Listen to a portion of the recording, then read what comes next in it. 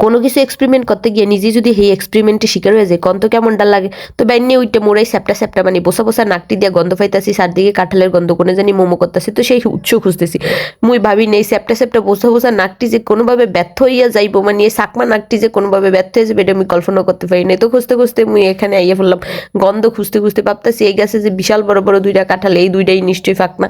মোর বাহেও কইছে এই দিকগুলো মোটে ফাঁকনা। তো এর মোর মা কাজিন বাইরে নিয়ে আইসি, দেখতে দেখ পাকছে কিনা, সে গাছে উঠতেছে, টিপে টিপে দেখতেছে আর নিশ্চয়ই ভাবতেছে নাই নাকশাই কেন কত কে। আরে ভাই যে কয়দিন তার কি যেই জ্বর জীবনটা একসাথে তেনা তেনা হয়ে গেছে, বাঁচিয়েছি হেডি অনেক। তো এই মোর বাই গাছে উঠি দেখেন কাঁঠাল ফাঁকতেছে, এক উপরের ডাছে হ্যাঁ করতেছে একটা লাঠি দে তারপরে আমি চাইতেছি, কিন্তু কত হয়েছে লাঠি হুন্ডে ভয় পাই না, মুখ আঞ্চলিক ভাষায় যে গ্রামের লাঠির আমরা লাঠি কই।